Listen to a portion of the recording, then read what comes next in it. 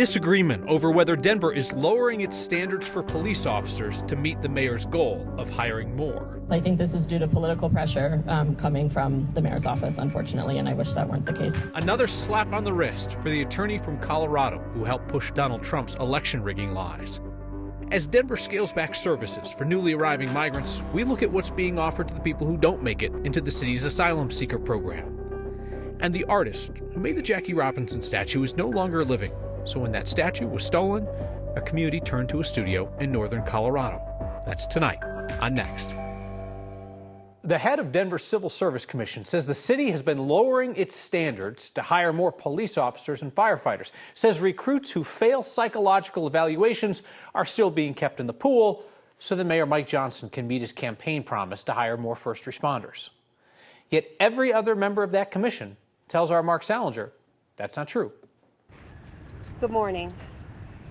My name is Nisi Murray. Nisi Murray is the executive director of Denver's Civil Service Commission. She says the mayor is pressuring her to hire first responders that are unqualified to continue into police and fire academies. The role of Civil Service Commission is far too important to be diminished to one which is strictly performative. On the steps of the city-county building, 3 city council members called for an investigation into allegations that recruits who failed psychological exams were invited to continue with their applications. Her agency has come under significant political pressure to lower standards, cut corners, and even in one case to ignore a second psych evaluation that came back as not recommended to be hired. The Civil Service Commission is an independent body that oversees hiring for police officers and firefighters. While Murray is the executive director, there are also 5 commissioners appointed by the mayor and city council. She's here speaking in her own capacity. She's obviously not authorized by the commission to be up here speaking. The commissioners do not agree with what Murray is alleging. The Board of Commissioners is extremely disappointed in Executive Director Murray's decision to hold a press conference and make public comments about commission matters without our knowledge or consent. The commissioners wrote in a statement, "We strongly dispute her claims that standards have been lowered or rules violated due to political pressure." They want real community-based policing where you can reform what currently feels like being policed and put back in what feels like being protected. During the campaign, Mayor Mike Johnson promised to hire 200 more first responders. It comes as the recruit classes for first responders in Denver have been smaller than expected. Only once in the last 3 years has the city been able to meet or exceed its target. Now there are allegations the city is cutting corners to try and hire more. I think this is due to political pressure coming from the mayor's office, unfortunately, and I wish that weren't the case. The mayor's office denies those allegations. They point out that the Civil Service Commission is independent and can make their own decisions on hiring and recruitment. We're told Mayor Johnson has never met with the director of the commission nor given any directives for what they must have to do. Tell me about these psych evals that they go through. Yeah, so they're scored, I believe, up to 100, and a passing grade usually or before was up to 70. Now they've lowered that to, they say, 60. It's before you enter these police or fire academies just to try and make sure what type of person they're getting. Everybody at home, imagine how your workplace might clear out if they did psych evals. Be something different. Mark, thank you. Didn't take long for Denver's new summer job program for young people to track some scammers. The tell is pretty obvious. Denver's new YouthWorks initiative wants to give young people money, not take their money. Denver Public Schools says students began reporting scam emails and mailers just a few days after Mayor Johnson announced that new program last week. Denver is encouraging students, especially those from low-income families, to work a summer job in exchange for a $1,000 bonus from the city on top of their pay. DPS says that the scammers are asking students for their personal information to supposedly enroll them in this program, then charging them a fee to find them a job. That's not how it works. There's no fee to enroll in the program. The city is hosting job fairs with certified employers. The next in-person hiring fair is coming up on Saturday. Former Trump attorney Jenna Ellis has again avoided losing her Colorado law license for their election rigging lies. Today, a judge signed off on a 3-year suspension of Ellis's law license after she pleaded guilty to a felony in Trump's election interference case out of Georgia. 2 government watchdog groups were trying to have Ellis disbarred. The agreement between Ellis and the Colorado Attorney Regulation Council this afternoon notes that attorneys are, quote, often disbarred after being convicted of a felony. But the state agreed to a lower penalty because Ellis was deemed to be an accessory to Trump's election rigging lies. Last year, Ellis was censured by state regulators here in Colorado for making false statements about the election.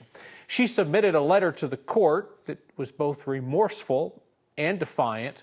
She admitted that she went along with the lies about the election, but also blamed, quote, bad actors on both sides. Those election rigging lies have also been pushed by some of the Republicans running for Colorado's 4th congressional district. I imagine that just might come up during Thursday's debate on 9 News. Live debate airing 6 p.m. in place of Next that evening. You'll see Lauren Boebert, Jerry Sonnenberg, Richard Holtorf, Mike Lynch, Deborah Flora, and Peter Yu, the 6 Republicans running to replace Ken Buck. I'll be moderating the debate alongside Marshall Zellinger. It's an hour long. It'll be on 9 News as well as 9 News Plus.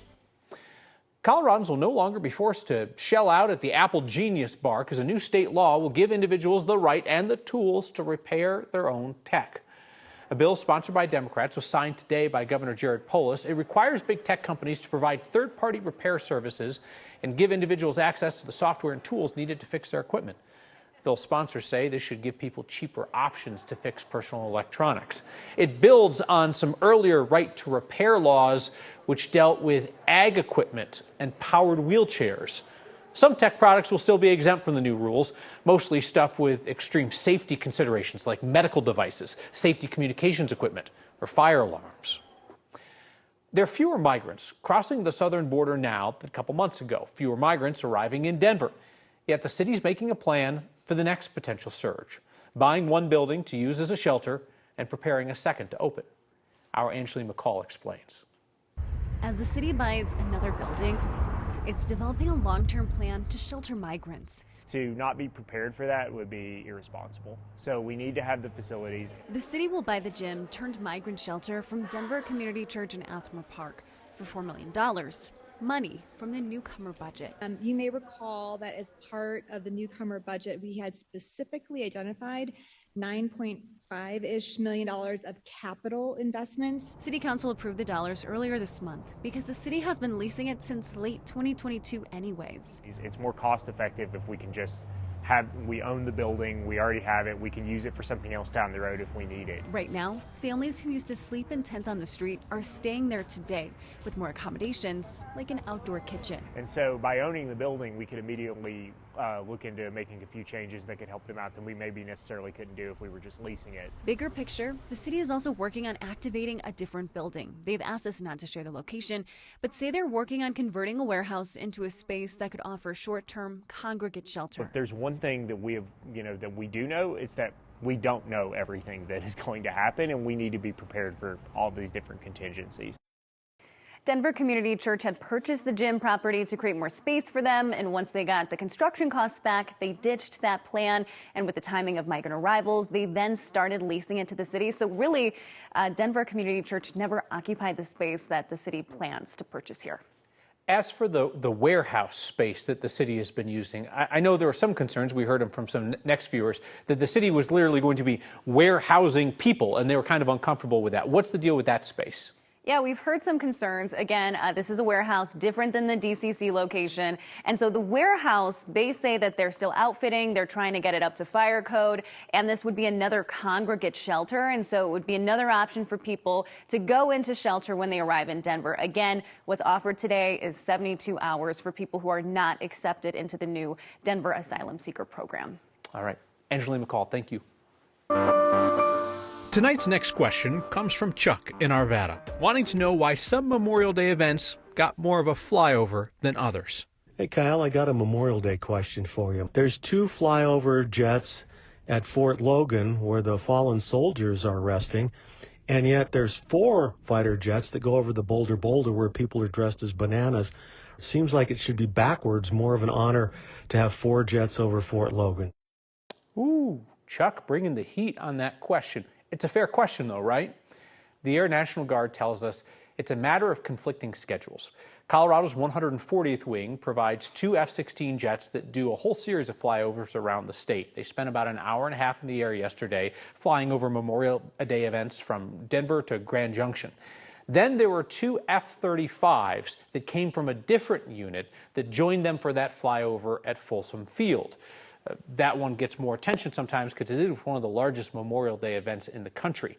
The requests on who participates where, those requests come from event organizers. Excuse me, are you going to go around the lake? There's a mother elk. They speak for the elk, and the elk in one spot are saying, "Back it up, humans." And for everyone out there who hesitates to throw anything away, a story of vindication, because a sculpture company just happened to have the old mold of Jackie Robinson.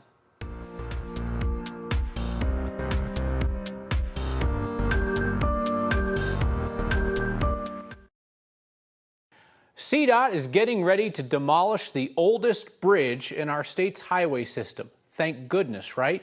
The bridge crossing I-25 and the South Platte River is 113 years old. We had a 113-year-old bridge? Goodness. Okay, so for years, federal and state regulators have said that the bridge has safety problems. So you think it's 113. So starting at the end of the week, CDOT will start cutting the bridge into pieces so that it's easier to demolish. Demolition will happen sometime next week. Then they'll start building a new bridge over the river and also rebuild the South Platte Trail under the bridge. Goal is to have that $22 million project finished by spring of next year. People and pets up at Evergreen Lake have been getting too close to elk and their babies during calving season. Some people took videos of close calls with the elk on Memorial Day. An elk also attacked 2 dogs that got too close.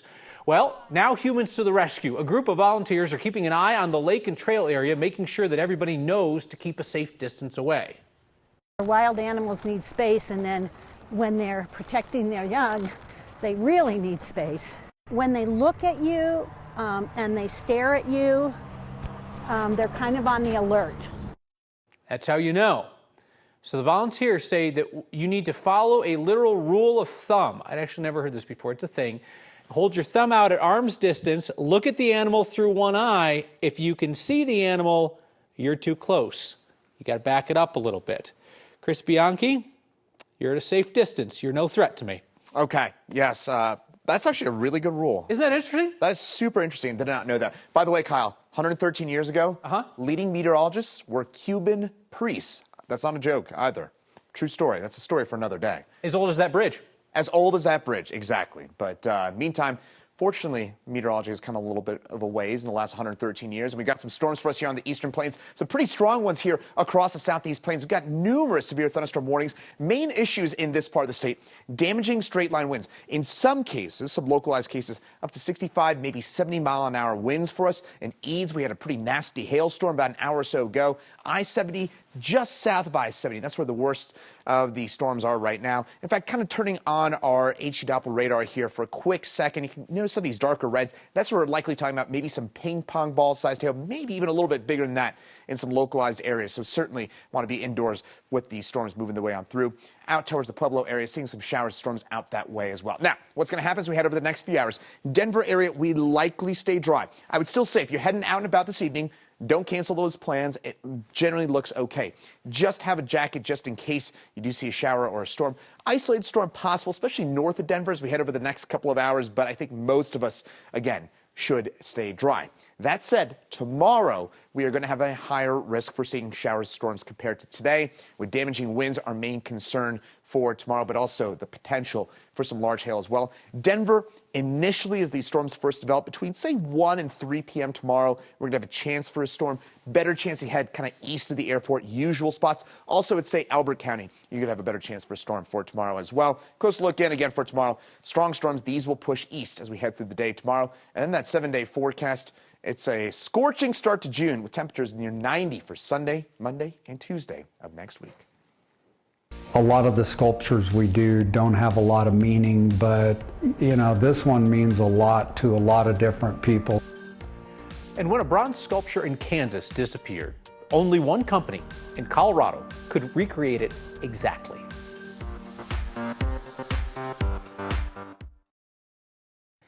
The statues, by their nature, are designed to last.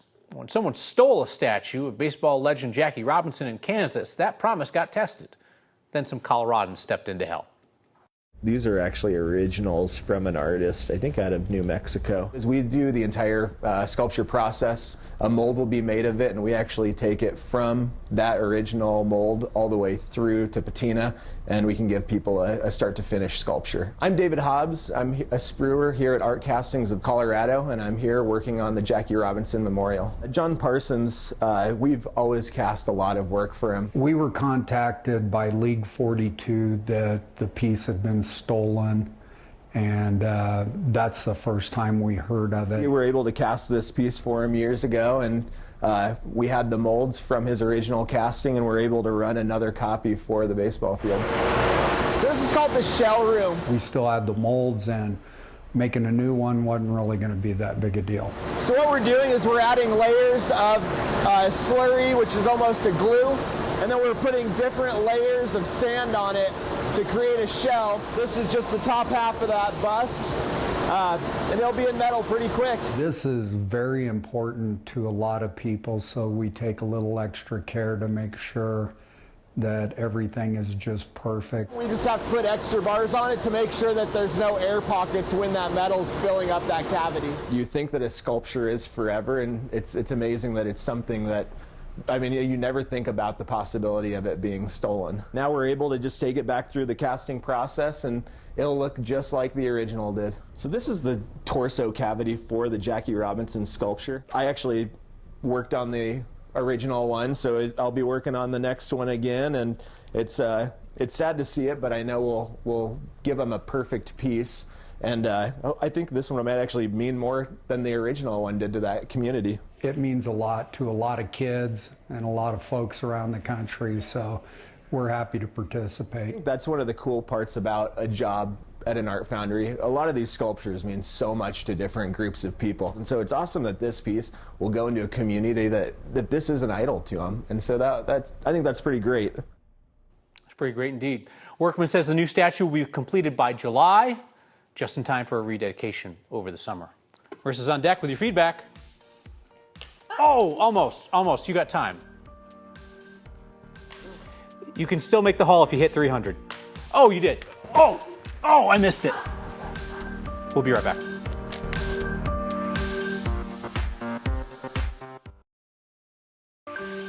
Tonight on Nest, say hello to the next generation of feathered folk. The Boulder County Ospreys got their season's first chick on Saturday.